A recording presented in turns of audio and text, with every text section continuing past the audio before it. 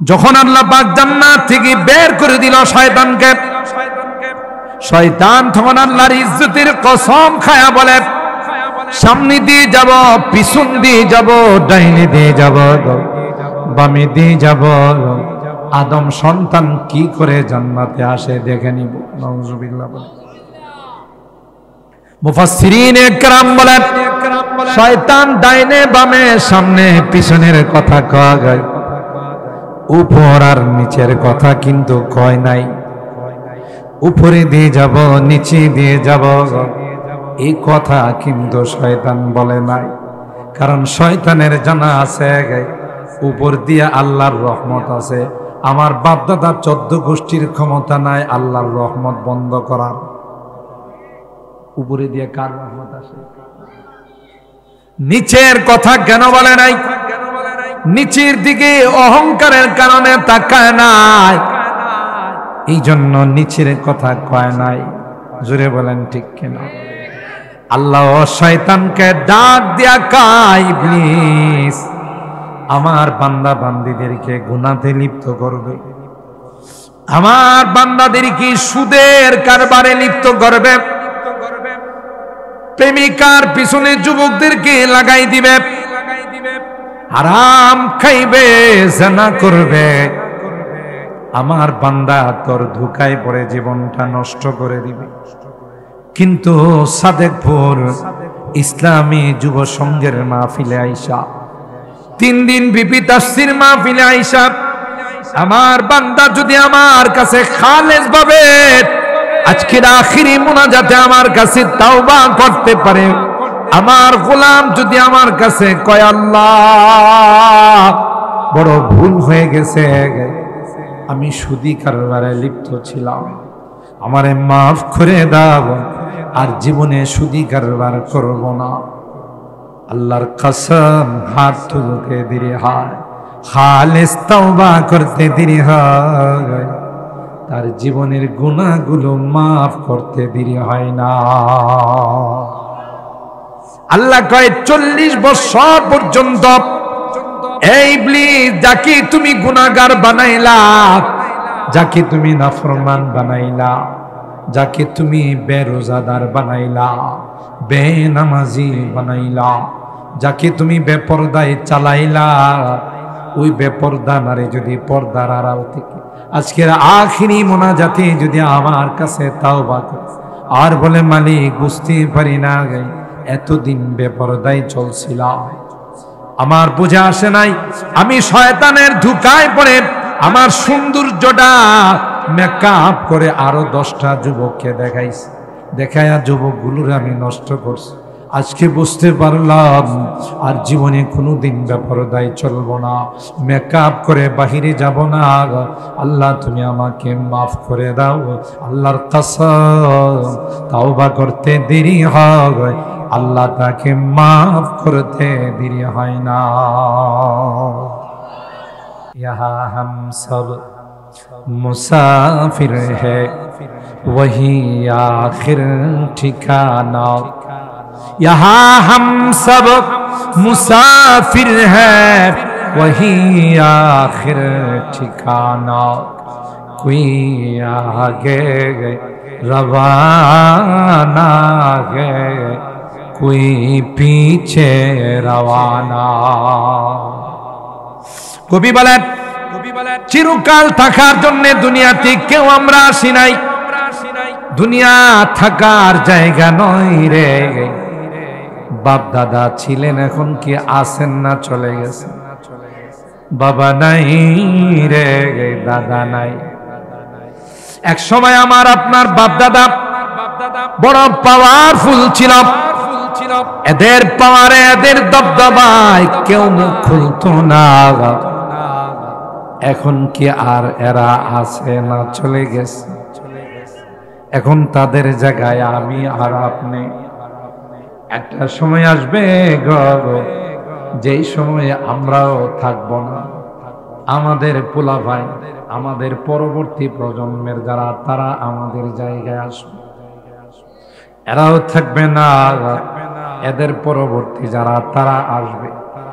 এজন্য কবি বলেন ইহা হাম সব মুসাফির হ্যায় ওহি আখির ঠিকানা কোই আগে রওয়ানা হ্যায় কোই পিছে রওয়ানা।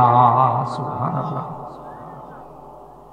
তাহলে আগে আর পরে দুনিয়া ছাইরা আমাদের যাইতে হবে কোথায়? বলেন না কোন জগতে? কবরের জগতে। দুনিয়ার পরের জগতের নাম কি? কবরের জগৎ, আলমে বরজখ বলে। কবরের জগৎ থেকে আরেকটা জগতে যাওয়া লাগবে, সেই জগতের নাম হলো আলামুল মাহশার, হাসরের জগৎ। আছে না? তাহলে জগৎ কয়টা হইলো? এক নম্বর হলো রুহের জগৎ, দুই নম্বর হলো মার পেটের জগৎ, তিন নম্বর হলো দুনিয়ার জগৎ, চার নম্বর হলো কবরের জগৎ, পাঁচ নম্বর হলো হাসরের জগৎ। সুবহানাল্লাহ। আমরা এখন তিন নম্বরে আছি, যাব কয় নম্বরে? চার নম্বরে যাব, তাই না? চার নম্বর জগৎটা আলাদা কোন জগৎ না। এই জগৎ যেরকম হবে চার নম্বর জগৎ সেরকম। এই জগৎটা যার সুন্দর হবে, কবরের জগৎটা তার সুন্দর। এই জগৎটা যার অসুন্দর হবে, বিশ্রী হবে, কবরের জগৎটাও ভয়ঙ্কর। এক কথা শেষ। আমল से बनती है जन्नत भी जहन्नम भी, ये खाकी अपनी फितरत में ना नारी है ना। কবরের জগৎ আলাদা কোন জগৎ না।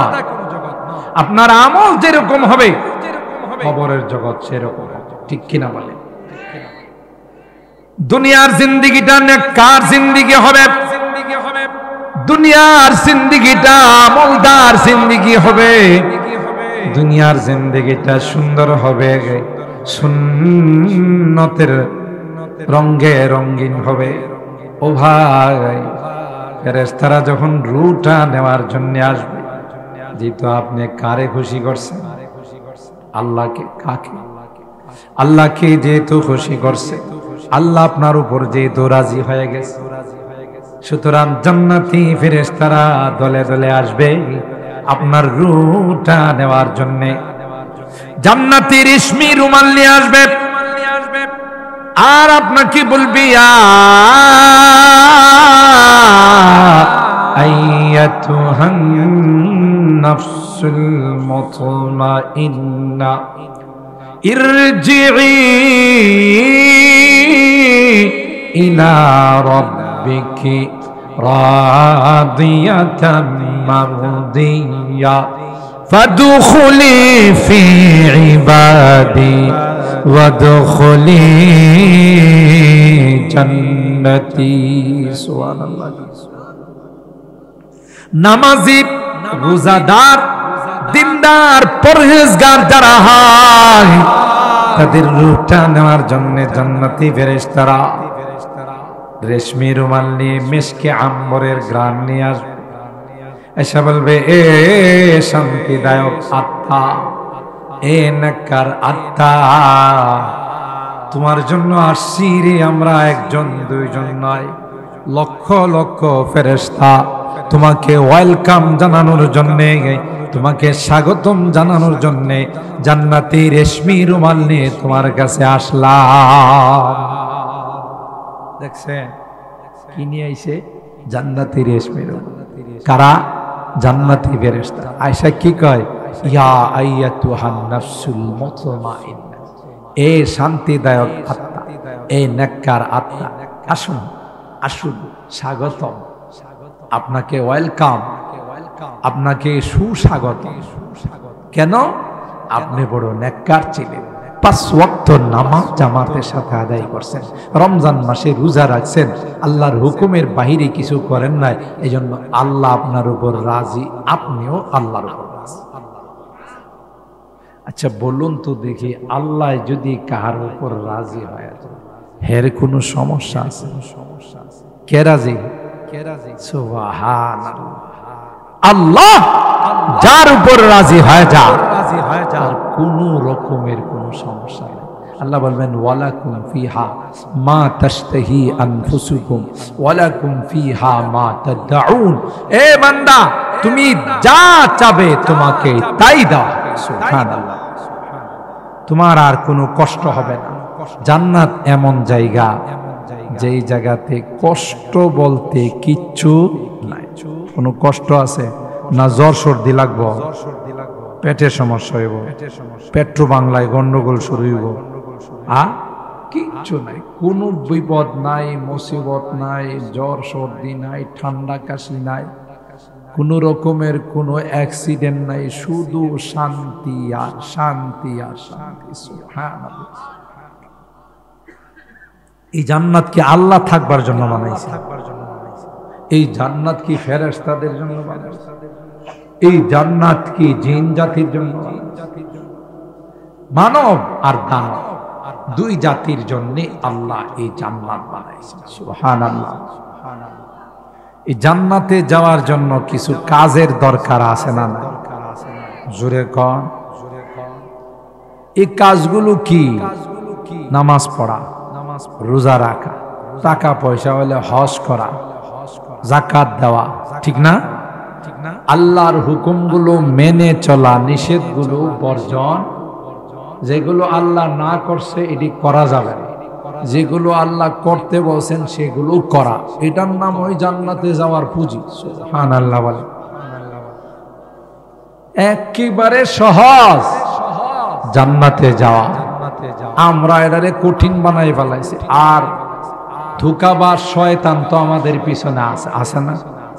দুনিয়া আর শয়তান রে আল্লাহ পিছনে লাগাই রাখছে, এরা যেন জান্নাতে আসতে না পারে। এই জন্য শয়তান আদাজল খায় লাগছে। আদম সন্তান কিভাবে জান্নাতে আসে আমি আমার জীবন দিয়া হইল দীক্ষা নিব। আচ্ছা, আমরা জান্নাতে গেলে হের অসুবিধা কি? হিংসা।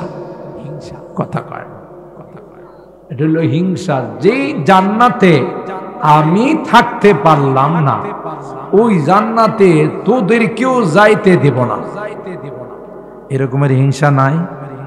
বাঙালির মধ্যে নাই, আমাদের মধ্যে নাই। এলাকার কেউ যদি, পাড়ার কেউ যদি একটু উন্নত হয়, বাপরি বাপ, হেরে কেমনে টাইনা নামাইবো এর পিছনে লোক লাগিয়া থাকে। যদি আপনাদের সাদেকপুরে নাই, অন্য এলাকার কথা কইতেছে। হ্যাঁ, কারো উন্নতি সহ্য হয় না, কারো ভালোটা দেখতে পারে না।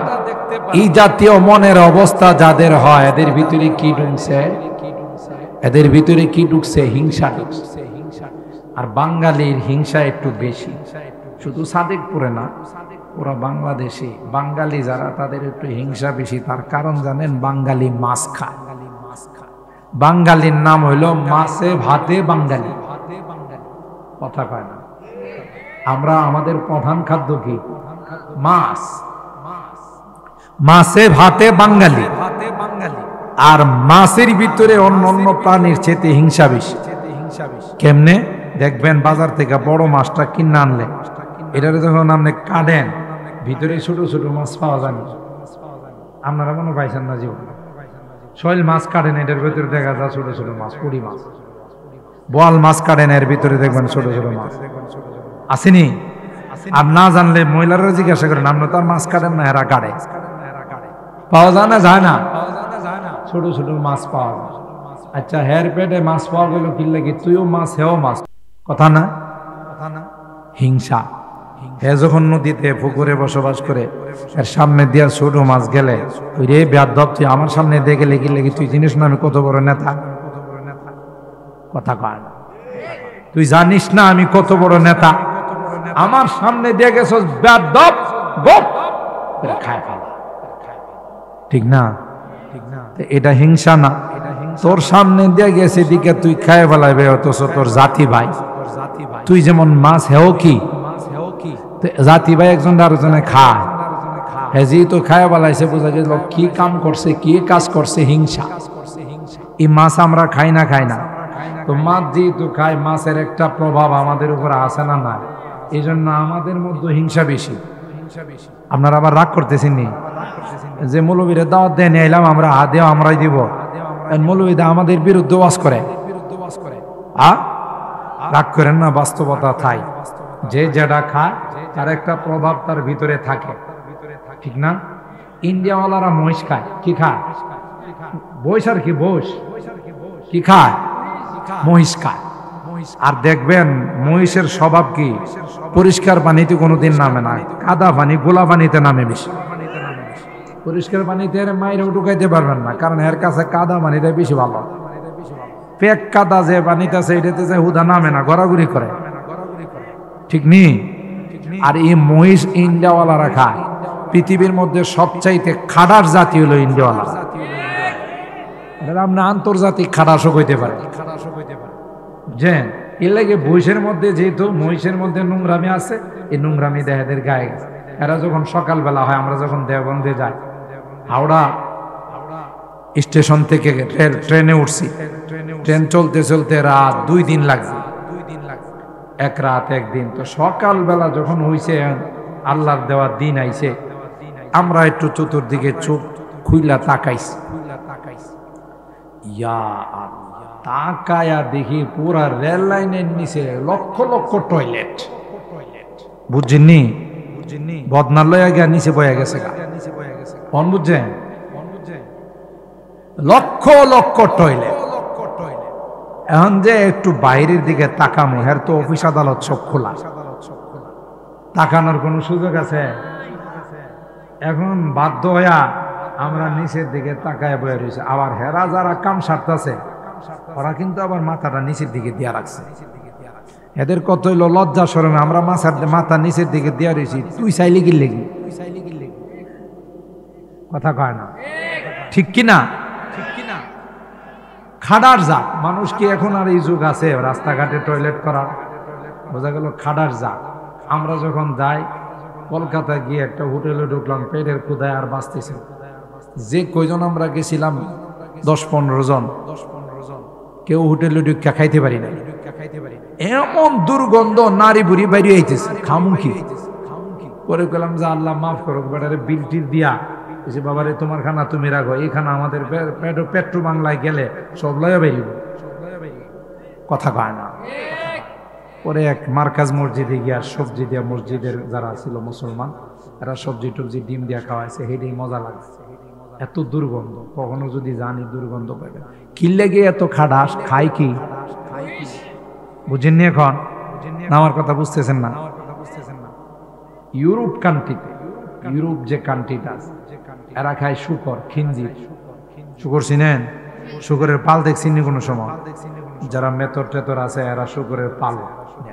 এটি এমন বেহায়া বেশরম বেলাজা, রাস্তাঘাটে আকাম কুকাম শুরু করে, কোন রকমের লজ্জা শরম নাই। প্রাণীদের মধ্যে সবচাইতে সেক্সি প্রাণী শুকর। ইউরোপ কান্ট্রিওয়ালারা দিঘা খায়, এদের রাষ্ট্রীয়ভাবে ফ্রি সেক্স আইন, যে যেখানে মনে চায় আকাম কুকাম করো, রাষ্ট্রীয়ভাবে তোমার কোনো জেল জরিমানা হইব না। কিল্লে গিয়ে অবস্থা খায় কি? শুকুর। শুকুর যেমন বেহায়া বেশরম বেলাজা, এরাও বেহায়া বেশরম বেলাজা। কথাকে আমি বোঝাইতে পারলাম? আরে ও আস্ত সবসময় শুনে, কিছু বাস্তব কথা শুনে, ঠিক কিনা বলেন? তাহলে এই হিংসা, আমাদের যে হিংসা, এটা মাছের কারণ। বাঙালি জাতির মধ্যে হিংসা আছে না? এই হিংসা কার থেকে আইছে? শয়তান থেকে। কিসের থেকে? আরে সরকার থেকে না, শয়তান থেকে। কথা কনজু। তাহলে এই হিংসার মূল নেতাকে শয়তান। তুই তোর অপরাধের কারণে জান্নাত থেকে বেরিয়েছিস, আমাদের কি দোষ? ঠিক না? কি কই জানেন? সুম্মা লাআতিয়ান্নাহুম মিন বাইনি আইদিহিম ওয়া মিন খালফিহিম ওয়া আন আইমানিহিম ওয়া আন শামাইলিহিম ওয়া লা তাজিদু আকসারাহুম শাকিরিন।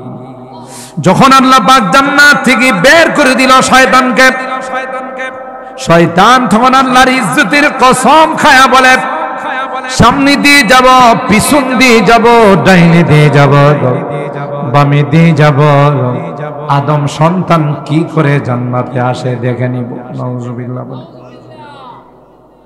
মুফাসসিরিন একরাম বলেন শয়তান ডাইনে বামে সামনে পিছনের কথা কয় গায়, উপর আর নিচের কথা কিন্তু কয় নাই।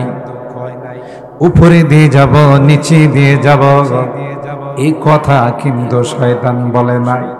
কারণ শয়তানের জানা আছে উপর দিয়ে আল্লাহর রহমত আছে। আমার বাপদাদা 14 গোষ্ঠীর ক্ষমতা নাই আল্লাহর রহমত বন্ধ করার। উপরে দিয়ে কার রহমত আসে? নিচের কথা কেন বলে নাই? নিচের দিকে অহংকারের কারণে তাকায় নাই, এই জন্য নিচের কথা কয় নাই। জোরে বলেন ঠিক কিনা? আল্লাহ শয়তানকে ডাক দিয়া কয়, ইবলিস আমার বান্দা বান্দীদেরকে গুনাহে লিপ্ত করবে, আমার বান্দাদেরকে সুদের কারবারে লিপ্ত করবে, প্রেমিকার পিছনে যুবকদেরকে লাগাই দিবে, হারাম খাইবে, জিনা করবে। আমার বান্দা তোর ধোঁকায় পড়ে জীবনটা নষ্ট করে দিবে। কিন্তু সাদেকপুর ইসলামী যুব সংঘের মাহফিলে আইসা 3 দিন বিপি তাফসীর মাহফিলে আইসা আমার বান্দা যদি আমার কাছে খালেস ভাবে আজকের আখিরি মুনাজাতে আমার কাছে তাওবা করতে পারে, আমার গোলাম যদি আমার কাছে কয় আল্লাহ বড় ভুল হয়ে গেছে, আমি সুদী কারবারে লিপ্ত ছিলাম, আমারে মাফ করে দাও, আর জীবনে সুদী কারবার করব না। আল্লাহর কসম হাত তুলতে দেরি হয়, খালেস তাওবা করতে দেরি হয়, তার জীবনের গুনাহগুলো মাফ করতে দেরি হয় না। আল্লাহ কয় 40 বছর পর্যন্ত এই ইবলিস যাকে তুমি গুনাহগার বানাইলা, যাকে তুমি নাফরমান বানাইলা, যাকে তুমি বেরোজাদার বানাইলা, বেনামাজি বানাইলা, যাকে তুমি বেপরদায় চালাইলা, ওই বেপরদা নারে যদি পর্দার আড়াল থেকে আজকের আখিরি মোনাজাতে যদি আমার কাছে তাওবা করে আর বলে মালিক বুঝতে পারি না এতদিন বেপরদায় চলছিলাম, আমার বুঝে আসে নাই, আমি শয়তানের ধোঁকায় পড়ে আমার সৌন্দর্যটা মেকআপ করে আরো 10টা যুবককে দেখাইছি, দেখায়া যুবকগুলোর আমি নষ্ট করছি। আজকে বুঝতে পারলাম আর জীবনে কোনোদিন বেপরদায় চলবো না, মেকআপ করে বাহিরে যাব না। আল্লাহ তুমি আমাকে মাফ করে দাও। আল্লাহর কসম তাওবা করতে দেরি হয়, আল্লাহ তাকে মাফ করতে দেরি হয় না।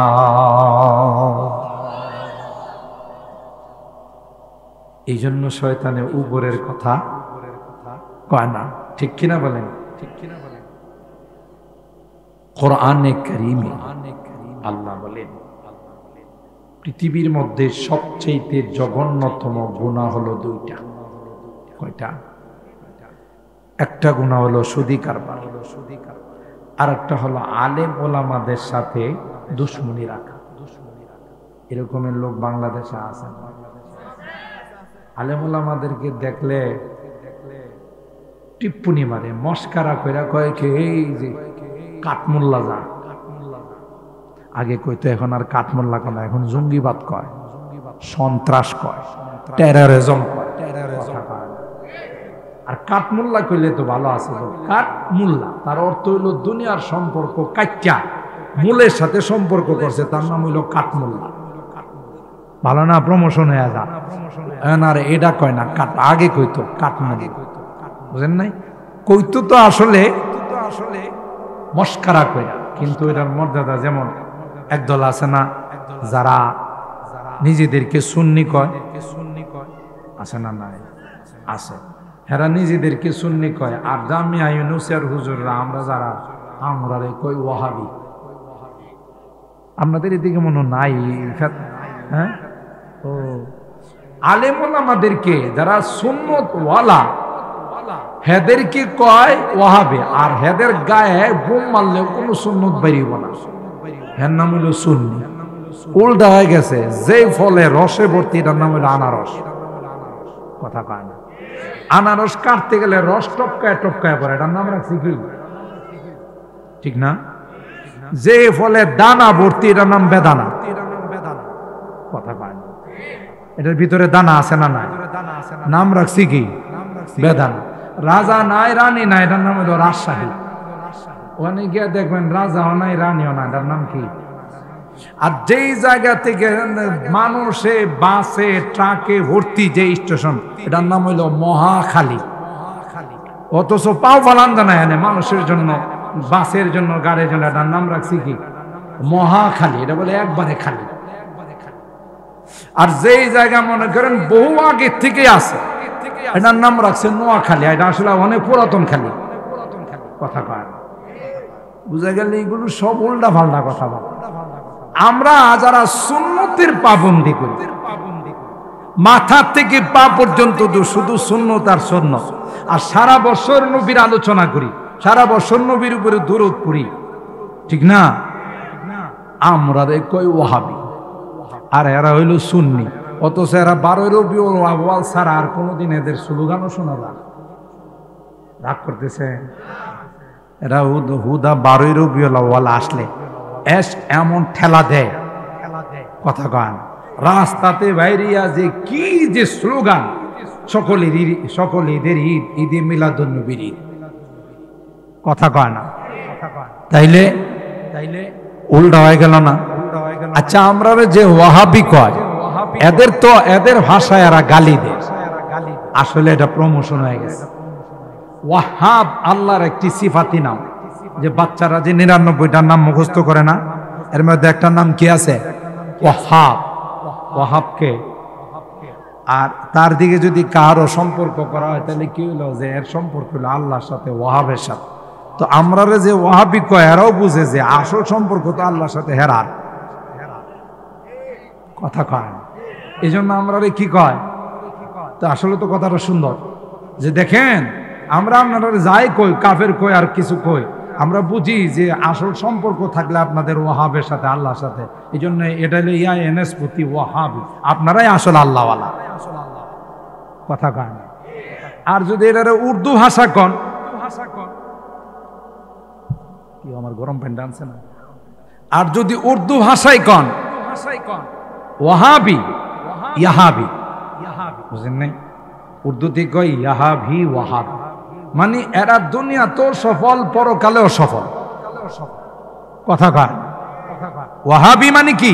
ইয়াহাবি, ওয়াহাবি মানে এই দুনিয়া তো সফল, পরকালেও কি সফল। তাহলে দুই দিক দিয়ে তারা আমাদের প্রশংসা করতেছে, রাগ করার কিছু আছে? আর আমরা এদেরকে বলি বেদাতি। কি বলি? বেদাতি না, বেদাতি। আকল দাঁত নাই, কথা কয় না। বেদাতি মানে কি? আকল দাঁত। আকল দাঁত থাকলে মানুষের কাফের কইলেও নেই। আমরা জীবনে দেখছেন কোন মাহফিলে কাউরে কাফের কইতে? এরা যদি আকল থাকতো তাহলে কাউরে কাফের বলে ফতোয়া দিত না, কারণ কাফের বলে ফতোয়া দেওয়াটা এটা জঘন্যতম অপরাধ। কারোর মধ্যে যদি 100-র মধ্যে 99 ভাগ কাফের হওয়ার থাকে, 1 ভাগ যদি থাকে যে সে ইমানদার, তাকেও যদি কাফের বলে ফতোয়া দেওয়া হয়, এই ফতোয়াটা যে দেহের ঘাড়ের উপর আইসা পড়ে। হেরা আমরা কাফের কয় না? কয় না। শুধু আমাদের কাফের বলে না, আরো কিছু বলে। ওরে বাবারে, যারা কট্টর বেদাতি, কট্টর বেদাতি, যেগুলো আকেল দাঁত নাই, এটি করে কি জানেন? কয় ওয়াহাবিদের সাথে ওয়াহাবিদের সাথে যারা সম্বন্ধ করে, বিয়ে শাদী দেয়, এরাও কাফের। এই বরযাত্রীতে যারা আছে, এরাও কাফের। এই খানা যারা পাক করে, এরাও কি? এমনকি এই খানা যে কুকুর বিড়ালে খায়, ওইটাও কাফের। বুঝিনি কিভাবে আমাদের কাফের বানাইছে? আবারও কি কয় জানেন? আরো কয় যে, আর শুনে না যায়, ওয়াহাবিদের কি যে কবরস্থানে দাফন করা হয়, এই কবর থেকে যে ঘাস উড়ে, এই কবর থেকে যে ঘাস উড়ে, বুঝতেছেন না আমার কথা? এই ঘাস যে গাবি খাইব, এই গাবির দুধ যারা খাইব, এরাও কাফের। আপনি চিন্তা করছেন আমাদের কি পরিমাণ শক্ত কাফের বানাইছে? যেমন করোনার সময় একদল সাংবাদিক লেখালেখি করছিল, করোনায় যারা আক্রান্ত হইব এদেরকে দাফন করা যাবে না, এদেরকে আগুন দিয়ে পুরাই ফেলাইতে কইছিল না একদল সাংবাদিক? এদেরকে জিজ্ঞাসা করা হয়েছিল, কারণ কি রে বাবা, পুরাইতে হবে কেন? করোনার রোগটা এত পাওয়ারফুল রোগ, যারা এই রোগে আক্রান্ত হয়ে মারা গেছে এদেরকে যদি কোনো গুরুস্থানে দাফন করা হয়, করোনার আগে যারা মারা গেছে এরাও করোনা আক্রান্ত হয়ে যাবে। বুঝেন নাই? ওই যারা করোনার আগে বালা মানুষ মারা গেছে এরাও কি হয়ে যাব? এই জন্য যারা মারা গেছে এদেরকে করোনায় আক্রান্ত করে লাভ নাই, যারা হয়েছে এদেরকে পোড়াই দিলে করোনা বেড়ে যাব। নাউজুবিল্লাহ কবেন না।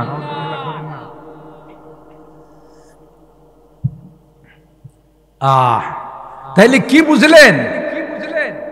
বুঝা গেল যাদের মধ্যে যা নাই ওটার নামে লেবেল লাগায়, ঠিক কিনা বলেন? তো সুদী কারবার যারা করে আল্লাহ পাক তাদের সঙ্গে যুদ্ধের ডিক্লার দিয়েছে। বলেন বলেন কি কিসের?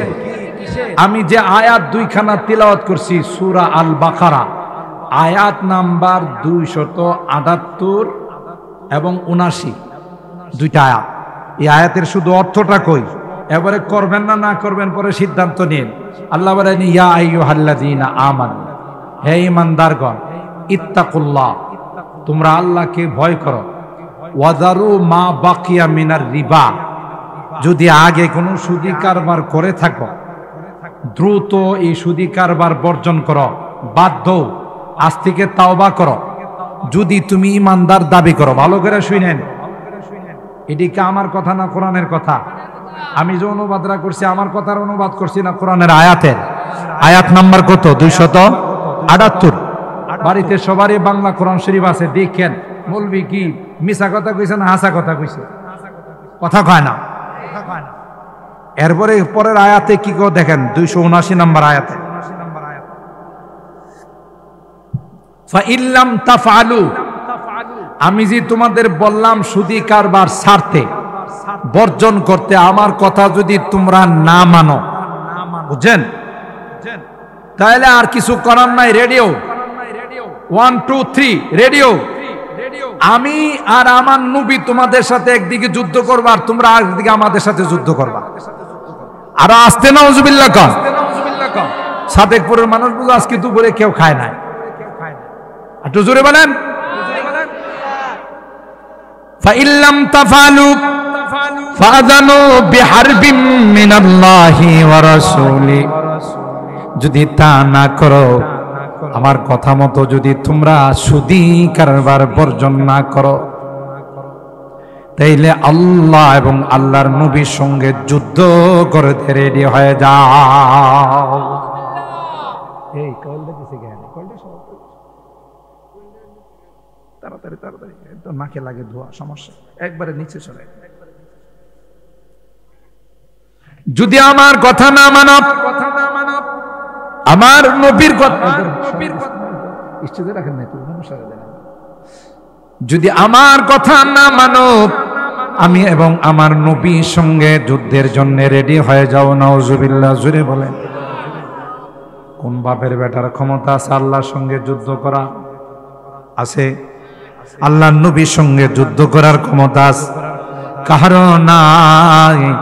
এ বান্দা, যদি বাঁচতে চাও, যদি নাজাত পাইতে চাও, তাইলে দেরি করো না, তাড়াতাড়ি যা সুদী কারবার করছো মূলধন উঠায়া মাপ চাও তার কাছে, আল্লাহর কাছে মাপ চাও, না হইলে তোমার উপায় থাকবে না। তবে সামান্য যদি সুদী মানে সামান্য সুদ লাগায়, বেশি না, অথবা সুদ না বলে যদি এটার ইন্টারেস্ট কয়, হাদিয়া কয়, সালামি কয়, তাইলে কিন্তু কোনো গুনাহ হবে না। আমার কথা মনে আপনারা বুঝছেন না? তাহলে যদি কোনো কথা কন না। আচ্ছা, পায়খানার নাম যদি কেউ পাল্টায় বলে যে এটা ইন্ডিয়ান হালুয়া, কি নাম দিছে? তাহলে তো এটা খাওয়া হালাল, আর এটার মধ্যে হালুয়ার গ্রান পাওয়া যাবে। পায়খানারে যদি আপনি ভালো কোনো নাম দেন, পেশাবরে যদি বলেন এটা হলো কলকাতার শরবত, এটা কি হালালই বলবো? যেই জিনিসকে স্বয়ং আল্লাহ হারাম করেছেন কোরআনের মাধ্যমে এবং তার ভয়াবহ পরিণতির কথা বলেছেন, আল্লাযীনা ইয়াকুলুনার রিবা লা ইয়াকুমুনা ইল্লা কামা ইয়াকুমুল্লাযী ইয়াতাখাব্বাসুহু শাইতানু মিনাল মাস। কিয়ামতের ময়দানে মাতালের মতো, মাতাল বুঝেন তো, হাফ পাগলের মতো। হাফ পাগল চিনেননি? আমি তো অনেক জায়গায় হাফ পাগলের পরিচয় দিই। ক্লাসের টিচার আইসা ক্লাস 2-র মধ্যে ছাত্রদেরকে বলে আমার বয়স কত। ছোট ছোট পিচ্ছি পাচ্ছি বাচ্চা, এগুলোর মুখের মধ্যে নাক লাগাইলে দুধের গ্রাম বেরিয়ে, তাই না? কয়দিন হয়েছে দুধ ছাড়ছে। এডির আইসা হেডমাস্টার কয় কি, তোরা যদি কেউ বলতে পারো যে আমার বয়স কত, 500 টাকা পুরস্কার। যখন তো হেডমাস্টারের বয়স বলে আমি দিতে পারবো, কথা কয় না। কোনো ছাত্র কিছু কয় না। মাঝখানে একটা ছাত্র একটু পণ্ডিত টাইপের, ওটা দাঁড়াই গেছে, yes sir, yes sir, yes sir কয়ে দাঁড়াই গেছে। স্যার আমি বলতে পারবো, বল। কই স্যার আপনার বয়স 60। তুই কেমনি বুঝলে আমার বয়স 60? আমাদের বাড়িতে একটা হাফ পাগল আছে, এটার বয়স 30। আর আপনি তো ফুল পাগল, কাজে কাজে আপনার বয়স কত? কথা কয় না। আমি তো এমনি স্যার অঙ্কটা সহজে মিলাই ফেলাই। আমাদের বাড়িতে যেহেতু হাফ পাগল আছে, এটার বয়স কত?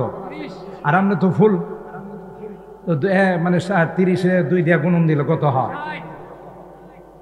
আপনার বয়স স্যার 60। কিরে তুই আমার ফুল পাগল করলে? কই স্যার আপনি ফুল পাগল না হইলে আমাদের মতো বাচ্চা কাচ্চাদেরকে আপনি জিজ্ঞাসা করতেন আপনার বয়স কত, আপনি কবে আইছেন আর আমরা কবে আইছি। কথা কয় না। ধরাটা খাইছি কিনা? কিয়ামতের ময়দানে যারা যারা যারা যারা সুদী কারবার করে দুনিয়া থেকে যাবে, মাতালের মতো কিয়ামতের ময়দানে এরা ঘোরাফেরা করে, ঠিক কিনা বলেন? আহা, মানুষ জিজ্ঞাসা করবে কি পাগল কাটারি দুনিয়াতে সুদী কারবার করে ফ্যাক্টরে ডোল বানাইছিল, আর একটা টাকা সুদী কারবারে লাগাইলে তার পেটের মধ্যে আল্লাহ তাআলা 70,000 সাপ লাগায়। 1 পয়সা সুদী কারবারে লাগাইলে, হাদিসের মধ্যে আছে, নিজের আপন মার সাথে 70 বার জিনা করার সমান বলে। আফসোস লাগে, গোটা বাংলাদেশে কাহারও 2টা পয়সা হলেই লগ্নি লাগায়। কথা বলেন ঠিক কিনা? আল্লাহর হাবিব, আল্লাহর পয়গম্বর মেরাজের রজনীতে যখন সফর করেছিলেন, গিয়ে দেখে একটা মানুষ হাদিসের পাকের মধ্যে আসে, রক্তের নহরের মধ্যে মাঝখানে দাঁড়াই রয়েছে, হাবুডুবু খাইছে। বারবার চেষ্টা করে উপরের দিকে আসার জন্য, কিনারায় আসার জন্য সাঁতার কাইটা কোন রকমে যখন কিনারার দিকে আসতে চায়, কুলের মধ্যে পারের মধ্যে আরেকজন দাঁড়াই, তার কাছে হাজার হাজার পাথর। যখনই কাছে আসতে চায়, যখনই কুলে আসতে চায়, পাথর মাইরা তার মুখ বরাবর আবার মাঝখানে পাঠাই। আল্লাহর হাবিব বললেন, ভাই জিবরাইল, এ ভাই জিবরাইল, এ হতভাগা কে রে যে রক্তের নহরের মধ্যে হাবুডুবু খাইতেছে, সাঁতার কাইটা কুলে আসতে চায়, আবার তাকে পাথর মাইরা মাঝখানে পাঠাই দিস। জিবরাইল আলাইহিস সালাম কয়, ওগো পয়গম্বর, এ আর কেউ নয়, আপনার উম্মতের সুদখোরের দল।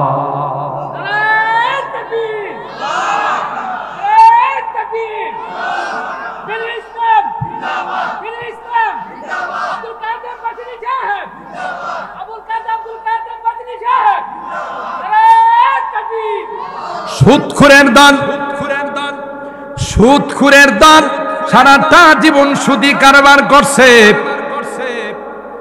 মানুষের রক্ত চুইসা বড় হইছে। ও ভাই, সুদ নিতে কারা আসে বিপদে, ভাই মেয়েটারে বিয়ে দিব, টাকা পয়সা নাই, আমার কিছু টাকা নেই। টাকা দিতে পারি, মাসে কত লাভ দিবা? কথা কয় না। বিপদে পড়ে আসছে, বেচারি কি করবে, মেয়েটারও বিয়া দিতে।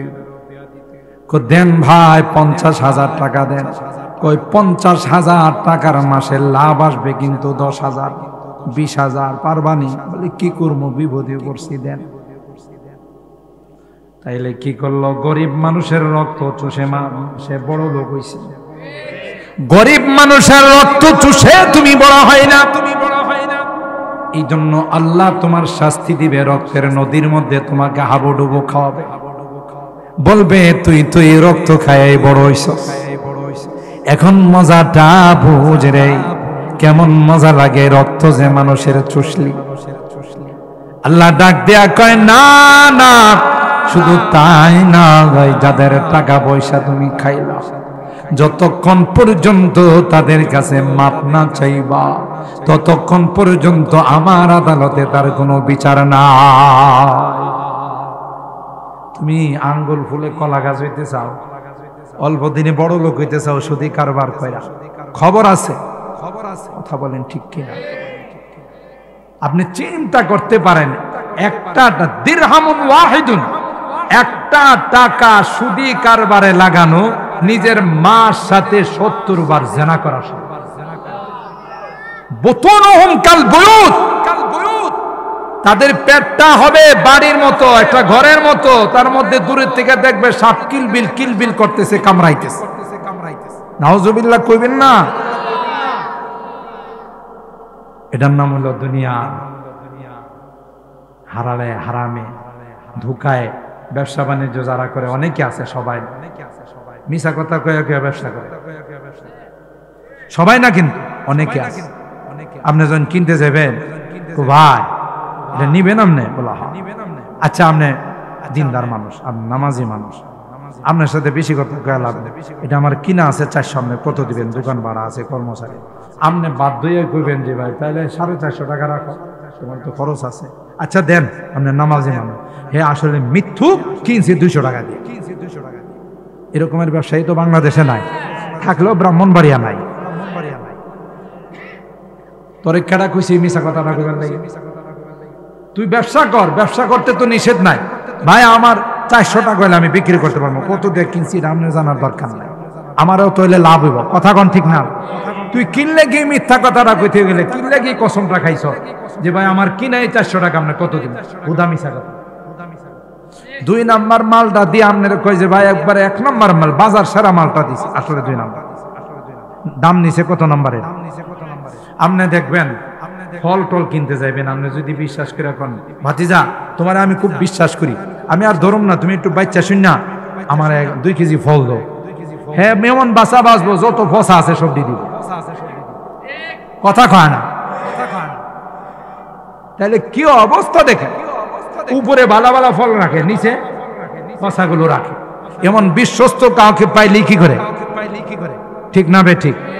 অথচ আল্লাহ নবী বলেন যে মান গাশশানা ফালাইসা মিন্না, যে আমার উম্মতের মধ্যে যে আরেকজনকে ধোঁকা দিবে সে আমার উম্মতের অন্তর্ভুক্ত নয়। কথা বলেন ঠিক কিনা? হালাল ব্যবসাটা তুমি হারাম করলে। আল্লাহ নবী বাজার মনিটর করতো, বাজার দেখতে যাইত, ব্যবসায়ীরা যে বাজার করতো, বাজার দেখতে,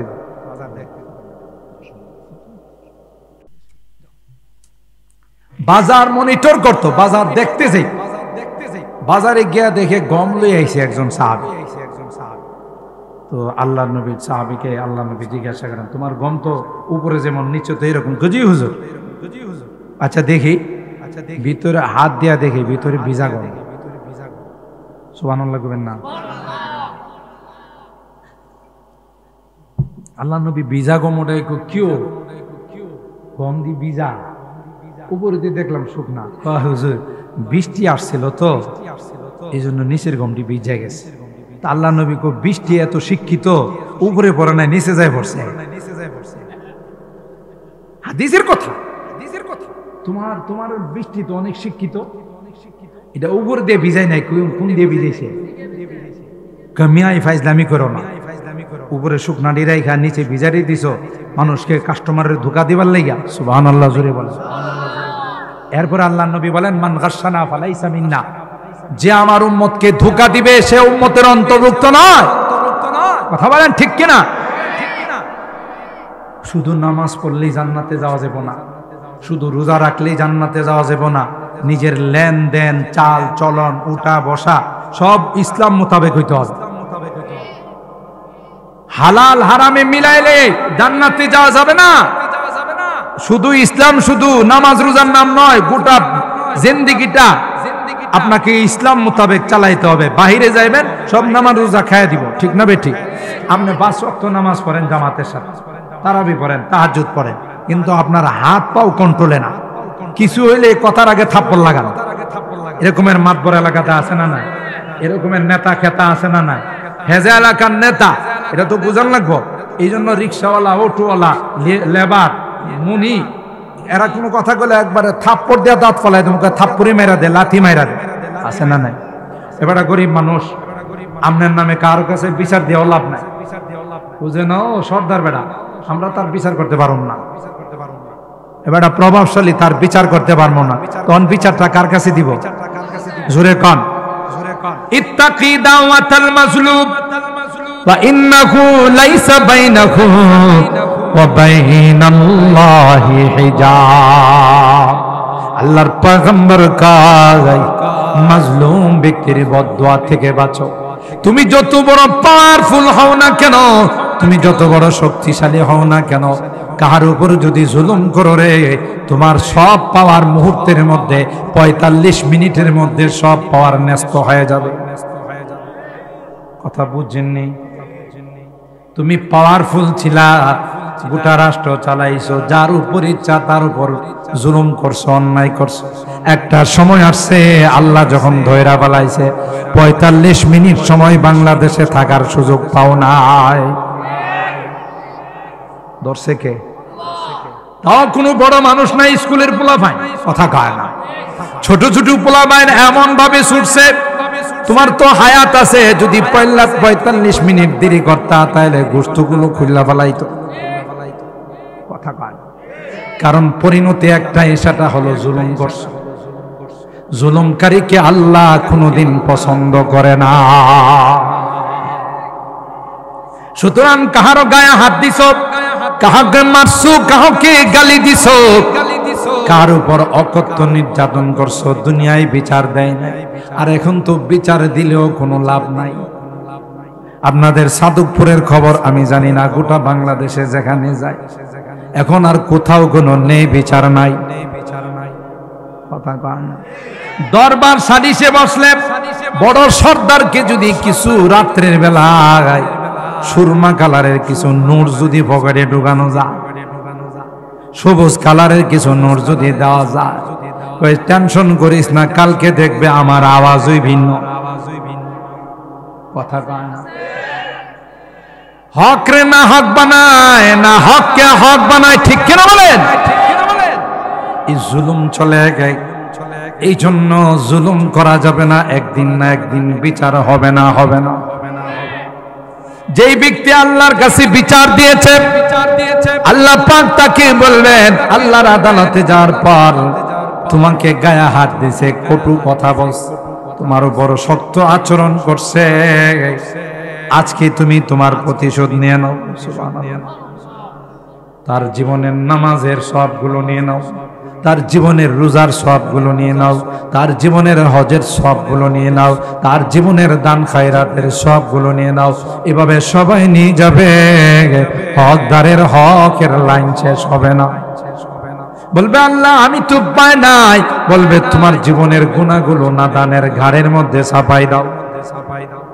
দেখা যাবে সব কিছু ছিল, কিন্তু একটা পর্যায়ে মানুষের গুনাহ নিয়া নিজের জীবন খালি কইরা জাহান্নামে যাওয়া ছাড়া কোনো উপায় থাকবে না।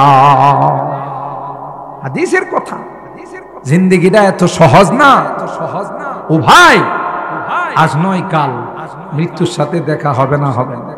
ওই যে বললাম 3 নাম্বার জগৎ, রেডিও থাকতে 4 নাম্বার জগতের জন্য। এটা কি জগৎ? কবরের জগৎ। নেককার হয়ে যাবেন, পরিষ্কার পরিচ্ছন্ন হয়ে যাবেন, লেনদেনে পরিষ্কার থাকবেন, কারোর সাথে কোনো রকমের খারাপ আচরণ হবে না, বিনয়ের সাথে চলবেন, আপনাকে জান্নাতি ফেরেশতারা নিয়ে ওয়েলকাম জানাবে। সুবহানাল্লাহ বলেন। আর যদি বদকার হয়ে যান, বেনামাজি হয়ে যান, নামাজ পড়েন নাই, রোজা রাখেন নাই, আল্লাহর কথা স্মরণ করেন নাই, যেমনি মনে চাই হেমনি চলছেন, সুদি কারবার করছেন, হেরে মারছেন, হেরে ধরছেন, হের জায়গা দখল করছেন, নামাজেও যান নাই, কোনোদিন নামাজও পড়েন নাই। খাদেম সাহেব যদি বলছে ভাই আপনি মসজিদে আসেন না, আপনার ছাগলটা তো মসজিদের ভিতরে যায় ঢুকছে, হুজুর মনে কিছু নেন না, এটা তো হাইওয়ান জানোয়ার, বোঝে না। আমার কোনোদিন মসজিদে দেখছেন? কথা কন, আসে না নাই? খবর হবে, ফেরেশতারা আয়েশা বলবে হে খবিশ বাইর বাইর, ইয়া আইয়াতুহান নাফসুল খাবিথা, শয়তান তুই বের হ। আল্লাহ ডাকতেছে, ভয়ঙ্কর আকৃতি নিয়ে ফেরেশতা মৃত্যুর সময় ছটফট করা শুরু করে। এই জন্য আল্লাহ মাফ করুক, আল্লাহ মাফ করুক, আল্লাহ মাফ করুক। অনেকে দেখবেন মৃত্যুর পরে চোখ উল্টি মেরে রইছে, কথা কয় না, জিব্বাত কামড় দিয়ে রইছে। এটা বুঝছেন? এটা তার আমলের ফলাফল। নামাজ পড়ে নাই, রোজা রাখে নাই, আল্লাহ মানে নাই, নামাজ পড়ে নাই, তখন লোহার চিরুনি দিয়া, লোহার ক্লাম দিয়া ওই রুটাকে টাইনা বাইর করব, সহ্য করতে পারবে না, জিহ্বায় কামড় মারবে, চোখ উল্টি মারবে। বুঝতেছেন? দুনিয়ার জিন্দেগিটা যেরকম হবে মৃত্যু সেরকম হবে, মৃত্যু যেরকম হবে কবর সেরকম হবে, ঠিক কিনা বলেন?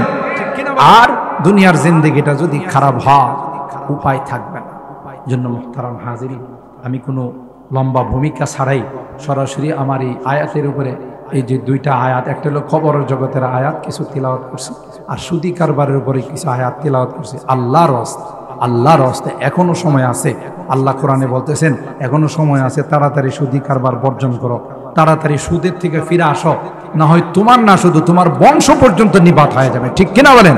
আমি এমন রূপ তোমারে দিব, ব্রাহ্মণবাড়িয়ার থেকে ঢাকা পাঠাইবে, ঢাকা থেকে বলবে যে ইন্ডিয়া যান, আমার দ্বারা সম্ভব না, যত জীবনে কামাইছেন সব তো যাইব ভিটা বাড়ি বিক্রি পর্যন্ত করা। কেন? আল্লাহর নাফরমানি। এই জন্য আপনাদেরকে বিনয়ের সাথে অনুরোধ করে যাচ্ছি, এটা কোরআনের তাফসির মাহফিল। আমি দুইটা টপিকের উপরে কিছু কথা বলছি, একটা হলো খবর জগৎ, আর একটা হলো এই সুদি কারবারের উপর।